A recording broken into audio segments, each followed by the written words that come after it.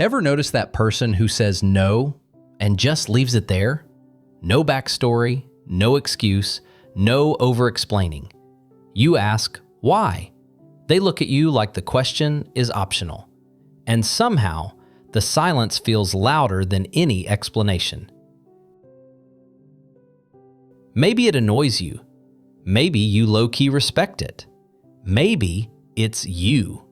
Because for some people, explaining themselves is more draining than the situation they're trying to explain.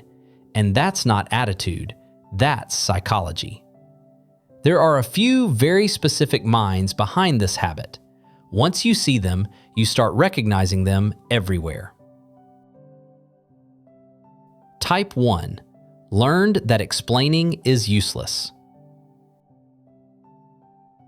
Picture a kid trying to explain why they're tired, upset, overwhelmed, and hearing, "You're overreacting.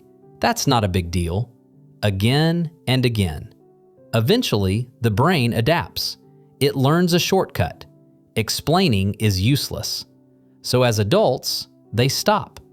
Not because they're cold, but because their nervous system already filed it under waste of energy.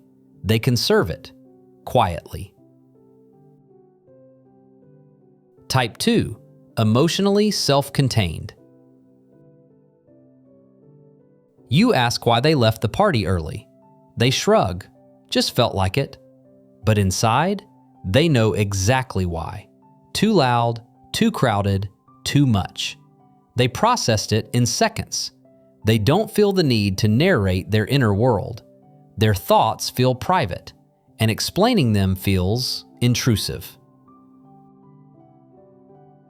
Type 3. Boundary smart. They've learned something most people haven't. The more you explain, the more people try to negotiate your decision. "I can't come." "Why?" "I'm tired." "You'll be fine." And suddenly your no is on trial. So they skip the courtroom. No explanation, no debate, decision stands. Type 4. Doesn't seek validation. Some people don't explain themselves because they don't need validation. They don't need you to understand to feel okay. They don't need agreement to feel confident. They're okay being misunderstood. And for a lot of people, that's uncomfortable to witness. Type 5. Emotionally observant.